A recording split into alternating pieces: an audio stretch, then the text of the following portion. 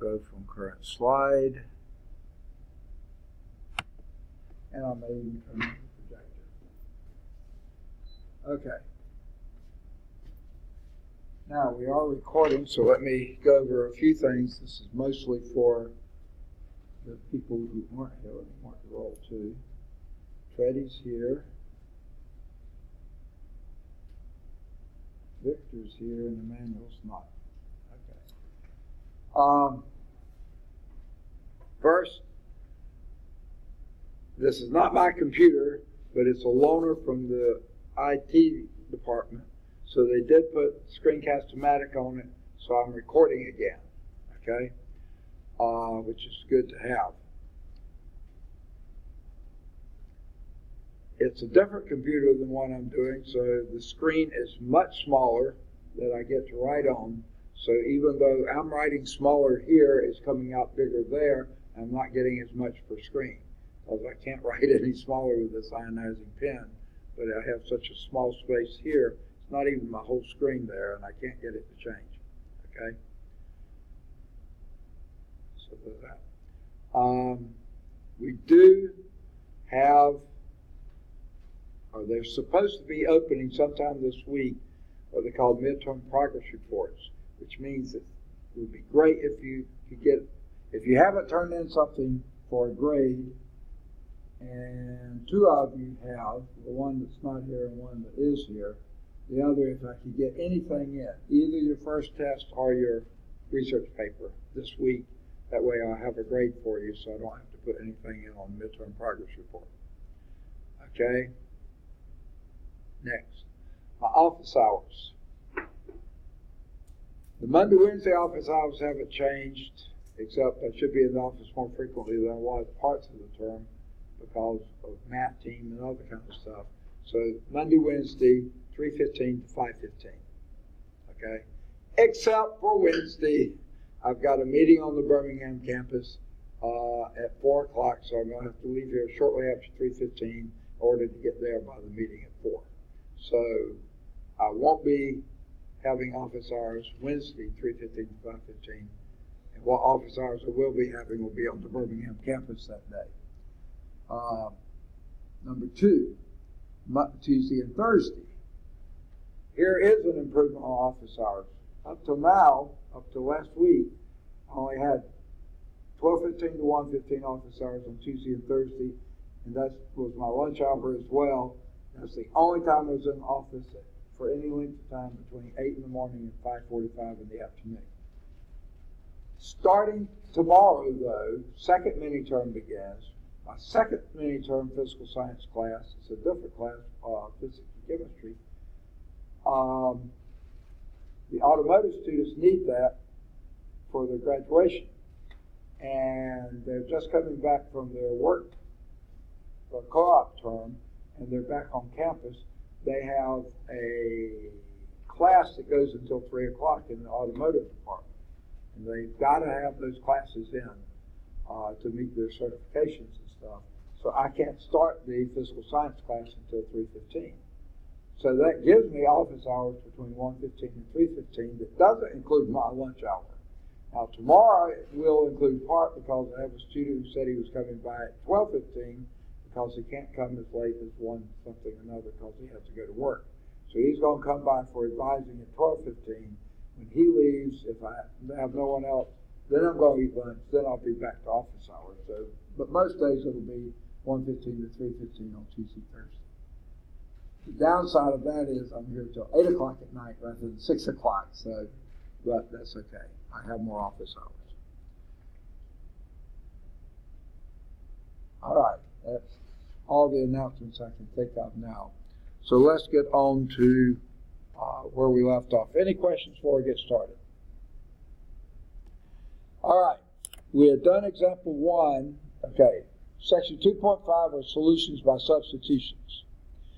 We looked at homogeneous equations, which was a different kind of homogeneous equation than we had done before. Basically, what these homogeneous equations were equations when you write it in differential form. You have m of xy dx plus n of xy dy is equal to some alpha of xy, okay? No, it's equal to 0,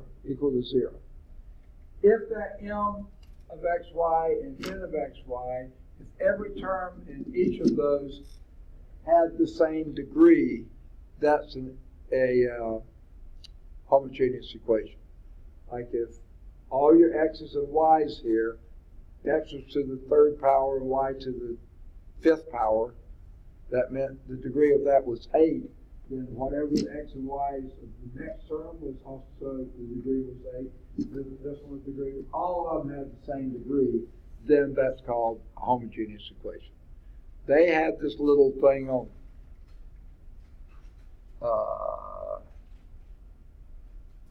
what was their condition? Alpha of tx, ty is t to the alpha x of x, alpha of xy. That's a really complicated way to me of saying all the terms have the same degree. That would just be a lot simpler. Okay, we did an example with that, and then we're going to start the next kind, not homogeneous, but Bernoulli's equation. And here's how Bernoulli's equation looks. dy dt, oh, let me get my pen activated.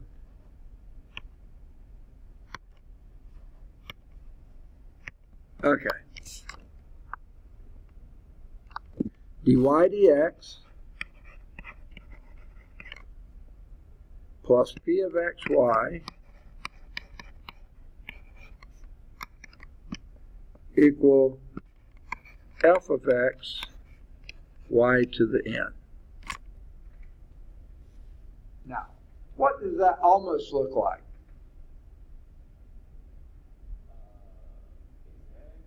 Second? No, not exact. If that were in there, that would be a linear differential equation. Oh, yeah. Now remember the multiplying factor, e to the px, and you do all the stuff with e to the px, and that becomes your multiplying factor and stuff like this. Yeah. The condition for that, there cannot be a y over here, okay? And certainly not a y to the nth power. Now, if that n was equal to 1, then you could, subtract that and, you could deal with it. But not for any old n, okay? Any n other than 1. That would not be linear. But that is what we can now call our Bernoulli equation. When n is any real number, that's called the Bernoulli equation. Note that for n is equal to 0 and n equal 1, this equation is linear. I didn't say that. If n is equal to 0, of course, that's just f of x. If n is equal to 1, then your new p of x would be p of x minus f of x, and that would work, okay? But for any n, and by the way, n is any real number, not integers, real number. Positive, negative, fractions, decimal, rational, irrational. N could be anything except 0 and 1. If it's 0 and 1, it's a linear. If it's not 0 and 1, but any other real number, it's a Bernoulli equation. Okay?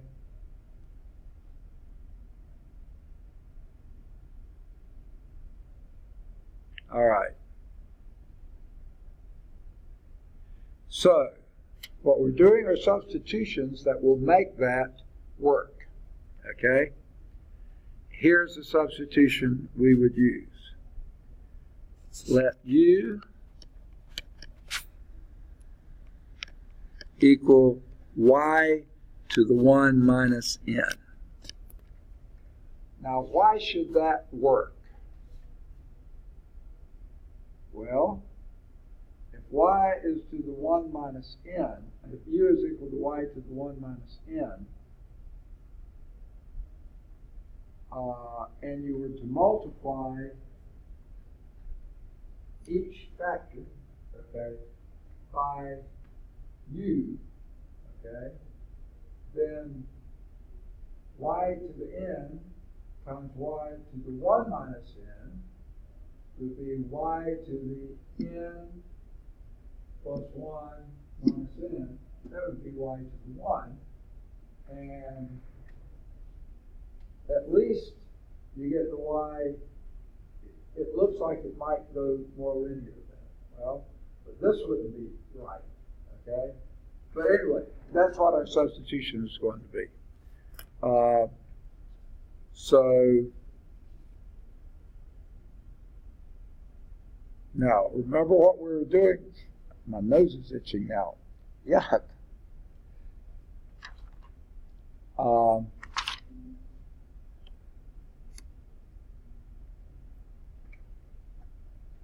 So let's see what happens if we do that. dy dx then would be, let's do this. Then du is equal to, okay, you tell me.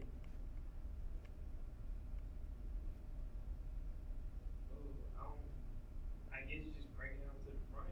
I don't know how to do that. Okay, take that derivative of y to the n minus 1. 1 minus n. I guess I'm just going to say 1 minus N times y to the minus n. You reduce that by 1, okay. right? So there's your du. Okay? Now, I left off my dy. So let me put my dy here. Okay, du dy is equal to that.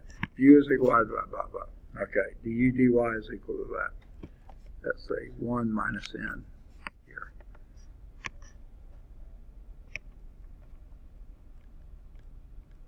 Okay. Okay, now.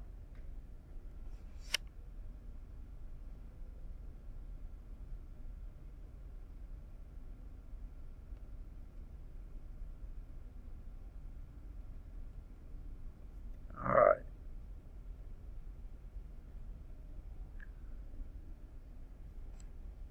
Now,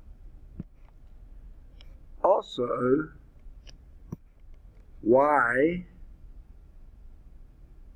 okay,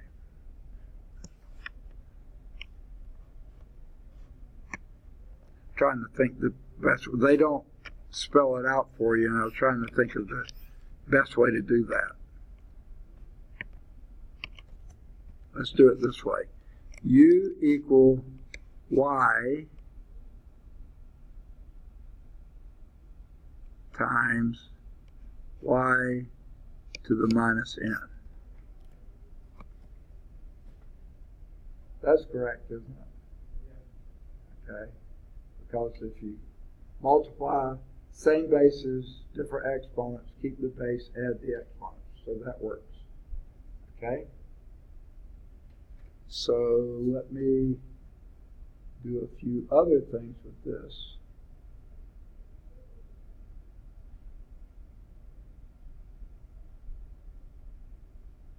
I'm not sure that's going to help it a lot.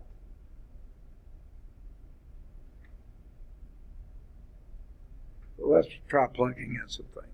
The dy dx is now going to be dy d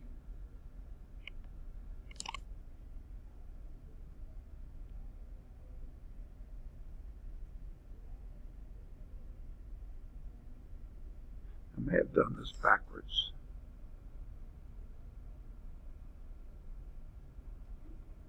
Let me, from this point, try this. Du is equal to product rule dy y to the minus n times y to the n minus 1 times y, which would be du is equal to d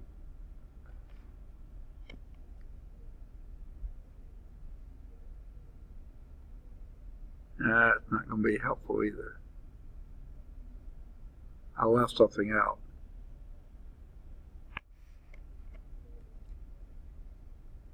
I think I need another dy in here.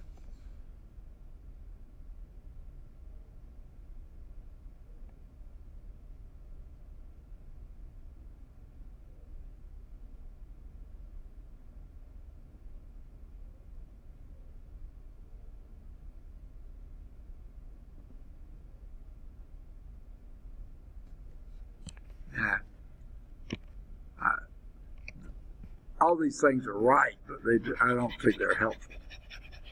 Let's go back to what we just did. I'm probably wasting too much time on this. Let's go back to this. And let's write this in differential form, dy. Now let's do dy dx, dy du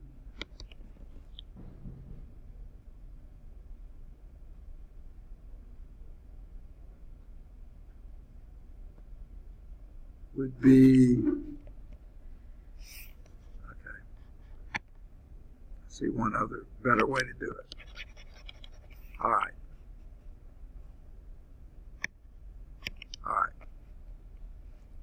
Let's divide both sides by 1 minus n. Okay. Multiply both sides by y to the n. Oops.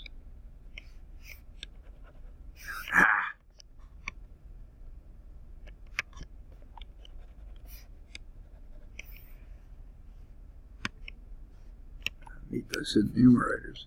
Y to the n, so that'll wipe this out, and this will be a y to the n up here. Okay.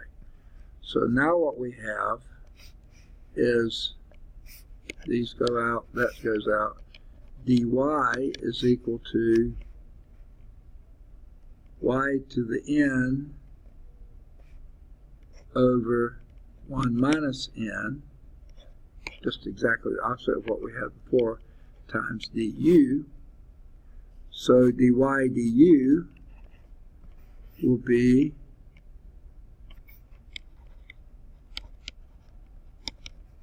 y to the n over 1 minus n. Okay? So this will be dy du dx plus p of x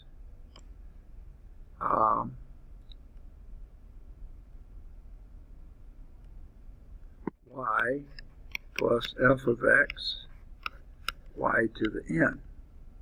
Well, dy du here is y to the n over 1 minus n du dx, that's an ugly tx, okay, plus p of x y, and this is an equal sign, not a plus,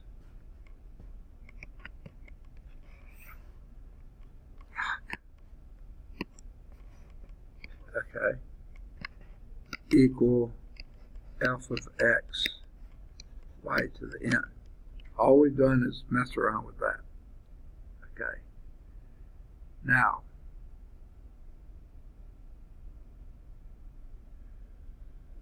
let's multiply everything by 1 minus n. Okay. And divide by y to the n.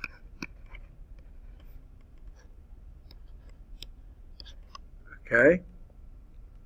So now we have du dx plus 1 minus n times p of x y to the n minus 1 is equal to n 1 minus n f of x. Okay. Now, y to the n minus 1 minus n is u. Okay? Did you know u was that? Okay. I don't have enough room to write it. So let me erase what I can here. I think I'll erase, well, I was going to erase. Okay. This line here.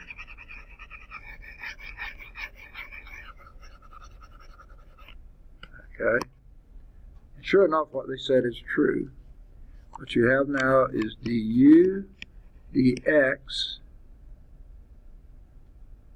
plus 1 minus n times p of x, and this gives you y to the n minus 1. which is exactly u, okay? And that's equal to, here's a problem that we have with this. Everything's, these things, yeah, no, these are fine, no problem. And this is just 1 minus n f of x. Okay. Now, if you look at that, here's a du dx, here's a linear function of u with a coefficient here of x and n. Okay? N is just a number, by the way. There's another number, and there's another f of x. Well, this is linear form. Once you got it in linear form, you go back and use your linear equation.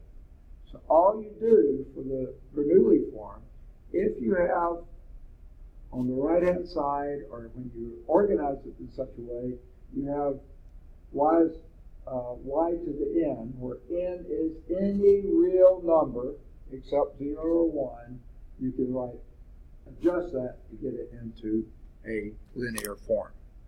And that's the key, okay? So let's do example 2. Can I erase this? Okay. All right. Here's your equation. Solve this.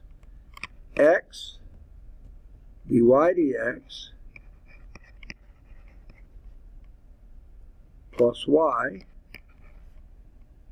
is equal to x squared y squared.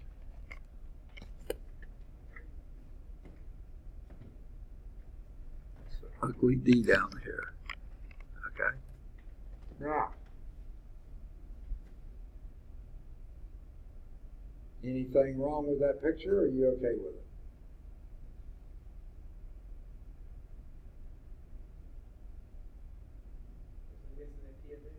Say again? We're missing the P of x. What about the P of x? Is it missing one? It could be constant 1. That's a good P.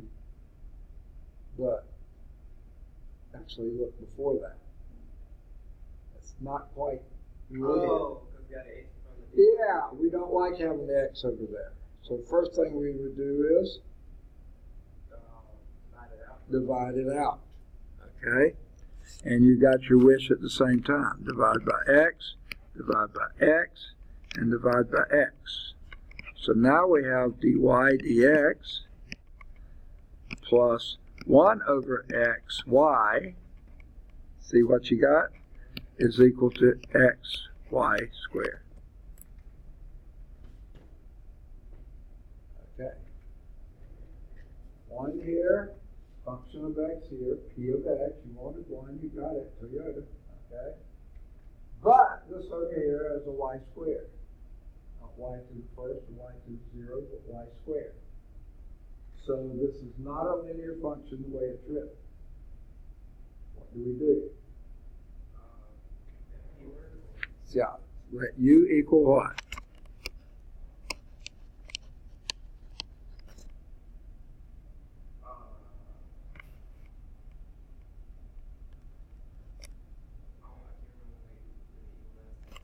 Okay.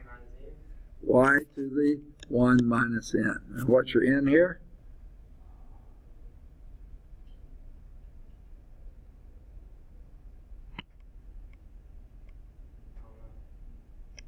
Does that not show? No, it doesn't. It's 2. Oh, wow. Right? So 1 minus 2, which would be y to the minus 1. Okay? And what do we do with it? Okay. Okay. Yeah, let's do that first. Du is equal to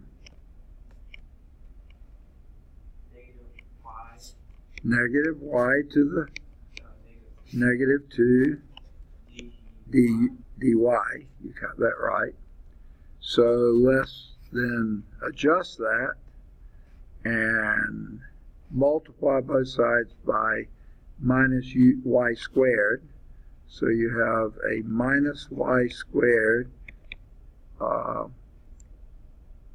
and this will be dy du. right?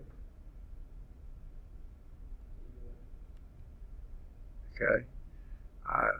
Divided by minus y squared, or multiplied by minus y squared, and divided by du in a sense. Okay? They don't like to say that. So this becomes dy du dx, that's just spreading it out some, plus 1 over xy plus x to the y squared. Okay?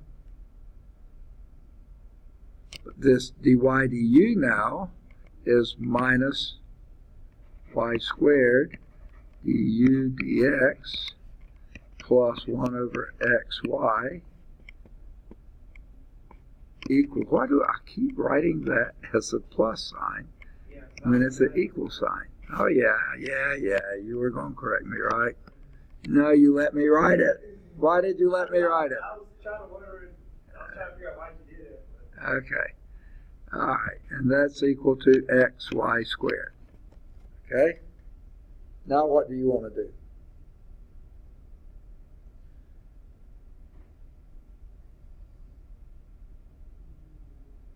I don't know. I think when I came in the classroom. So. What's that?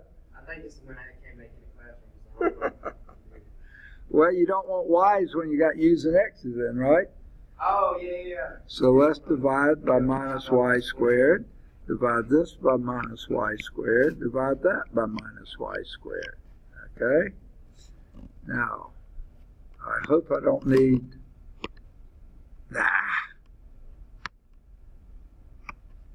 Hope I don't need this anymore.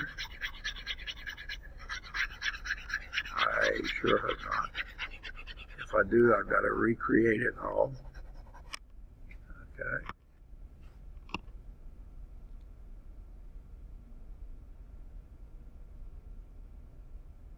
All right.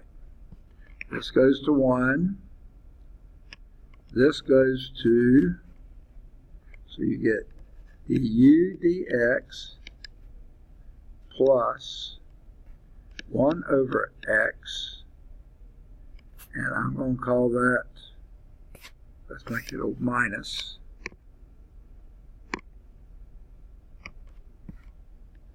because of that minus here.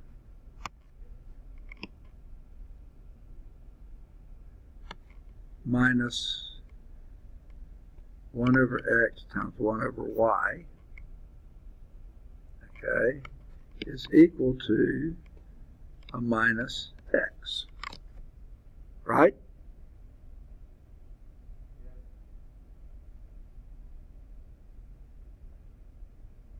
Okay, I don't like the way that looks.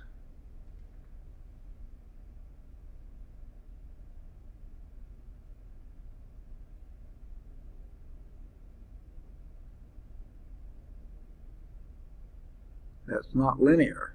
Yeah, if I say it's not linear because...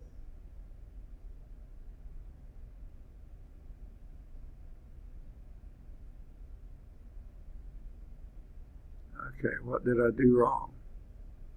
Well, there was one thing I was a little curious about.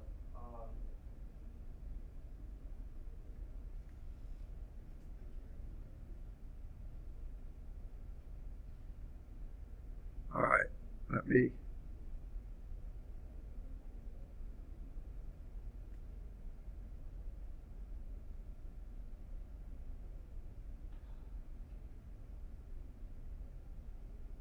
Okay, we got that part.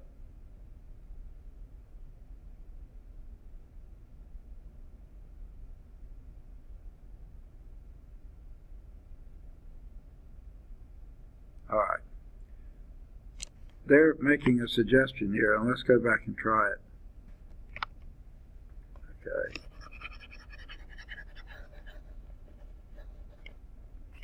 This part is perfectly fine. And probably that line that line I was just erasing would have been perfectly fine. Okay. Go back and write it in again. dy du dx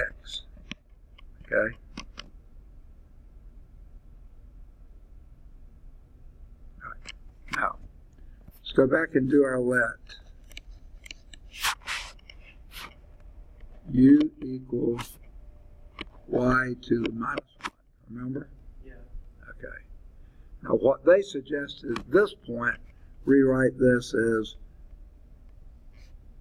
multiply both sides by y and divide both sides by u. Okay? And that will give us y is equal to, when you multiply y to the minus 1 times y, you get 1. Right? 1 over u. Okay.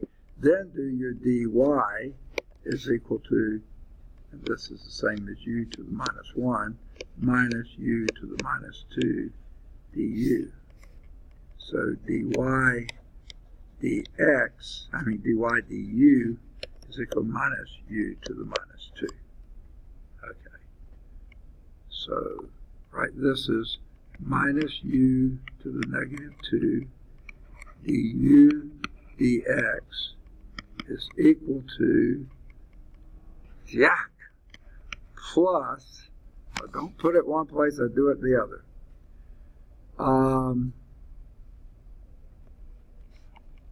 1 over x, the y is u to the minus 1, right, is equal to x, and if y is equal to that, y squared is equal to u to the minus 2, right? U to the minus 2. If y is equal to u to the minus 1, y squared is u to the minus 2, right? Y is equal to 1 over u, y squared would be 1 over u squared. Okay. Right. Okay? So,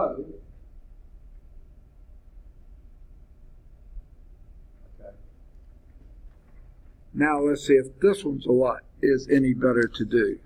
Okay? We'll multiply both sides by minus u squared. Multiply both sides by minus u squared. Minus u squared. Minus u squared. Multiply this by minus u squared. Okay? Now, the minuses go out here. U squareds go out here, and that leaves us with, see, I run out of room so stinking fast on this.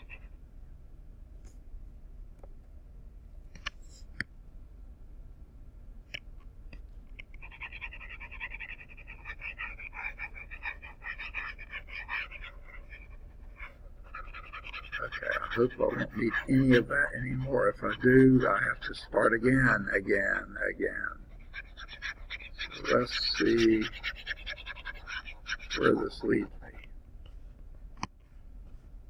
Okay. This bottom equation here is du dx plus 1 over x, and then u to the minus 1, I will make this a minus here.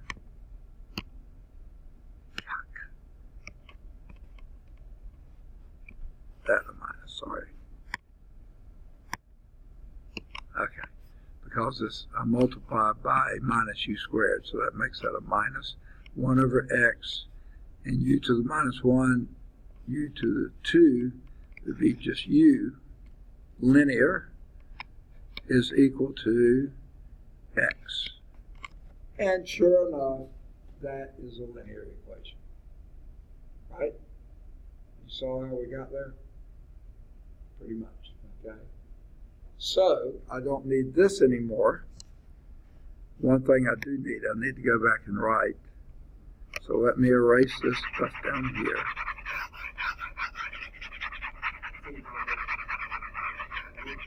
What's that? No. I'm going to work with you. I'm going to solve that for you now. But what I do want to write down, remember what it was, let u equal y to the minus 1. That's what I want to remember. And I think I'll go on and say, and y is equal to u to the minus 1, in case we need that. Okay, I don't think we will, but if we do, it's there. All right. How do we solve a linear equation?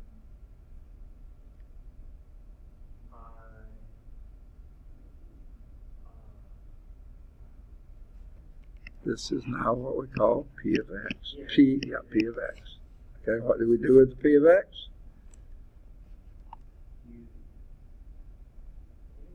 Integrate the P of X. And the integral of P to X would be the integral of minus the integral of 1 over X dx. Put my dx in there. And what would that be? Yes, minus log of X. Now, does it bother us what the X is? No, it doesn't. Okay. All right.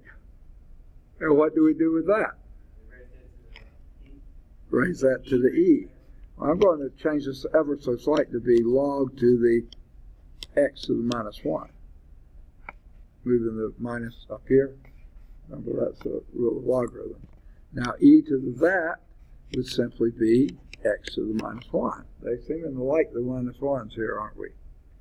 Okay, that becomes my integrating factor. Okay, so what we have here is 1 over X du dx minus 1 over X squared, because we're multiplying by that another one, u, that's equal to 1. X times 1 over X is 1. Okay? Now, supposedly, this had better be a perfect derivative, perfect differential. No, a derivative of a product for the product rule. It should be derivative of, I'll put d by dx, of 1 over X times u. Okay? That's what we hope it is. Just want to show you. Huh? Oh, I see. Yeah, maybe a second mini term class. Let me tell you something, Dr. Bryant. This is a loaner computer from IT. It's not the libraries, so treat it just like it was mine. You know, just put it. Yeah, exactly. All right, thanks. All right, let's see if this is right. If it is, then this derivative of that, that's right. Okay, plus derivative of this, that's that, times u. Yeah, that's right. So what we can say then is this is equal to 1. Well, let's multiply both sides by dx, or write it in differential form. Derivative of a perfect,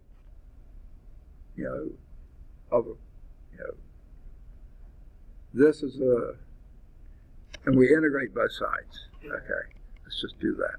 Okay, this would be 1 over X times u is equal to, and what's the integral of dx?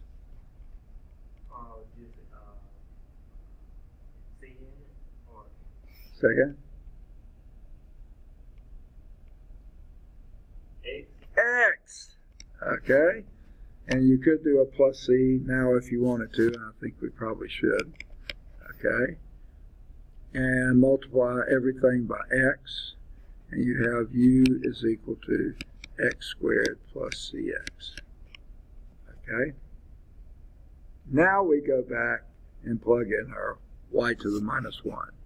So this is 1 over y is equal to x squared plus cx. And that would mean y is equal to 1 over x squared plus cx. Okay, and that's our, whatever you call it,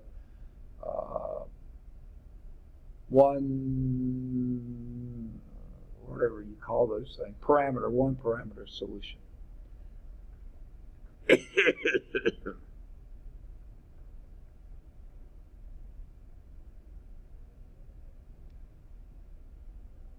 Now, why in the world do they have a minus x plus cx? Minus x squared plus cx.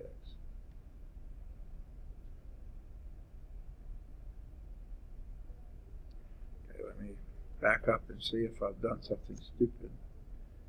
Oh, they have that as a minus 1. Why is it a minus 1? Oh, yeah. I'm sorry. E to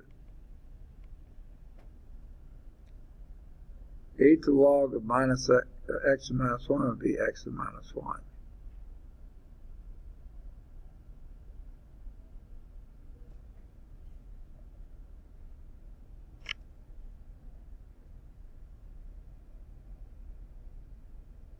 Okay, I think I erased something I needed to keep.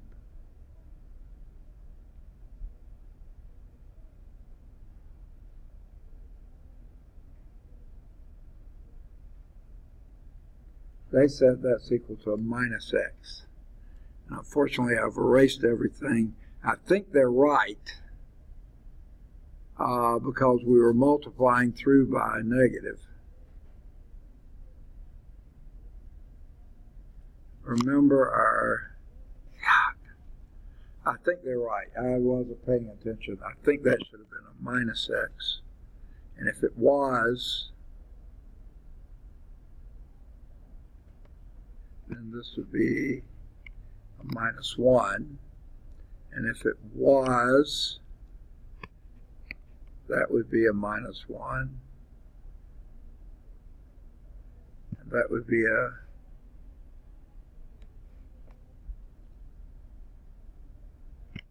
a minus x then, plus c. And when you multiply through by that, you get u equal minus x squared plus cx. Yeah. I think that's where I messed up. Because I remember I did multiply by minus u squared, remember? Or u to the minus 2 or something like that. And I think I changed the sign of these two, but I forgot to change the sign of that. So I think that minus sign did belong there. Yeah, we multiplied by minus u to the minus 2. And I think I forgot to change it there.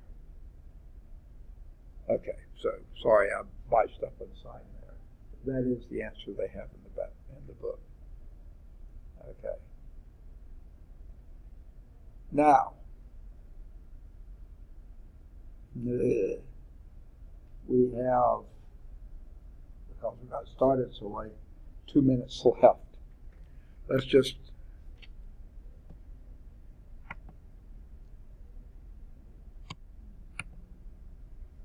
go over the next one. A differential equation of this form, dy dx is equal to some function of ax plus by plus c. Now, I don't know what you think of when you see that. What do you think of?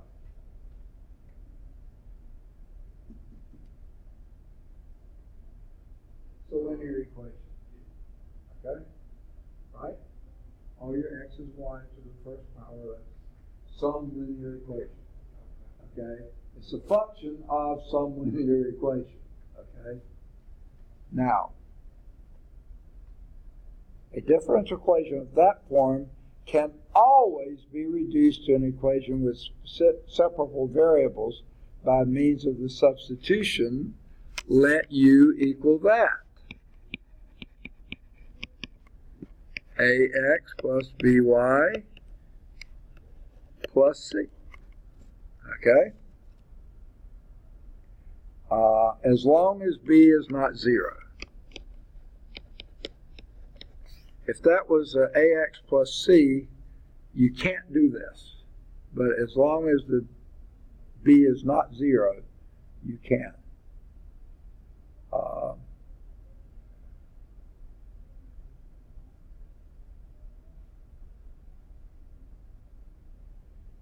Do we have time for the example? I'm afraid not, because the physics class is coming up. So we'll start with that example next time. Sorry about that. We were so close to finishing this section. We could have finished it in 5 minutes. We could have. We're going to do numerical methods, Euler's method, or at least do it quickly, and that will finish the chapter. So if you still have the first test out, you need to get it in soon because the second test is coming up very quickly, probably the end of next week, maybe before. All right, so let's go on and end this. No, we still have a minute, but we wouldn't have had time.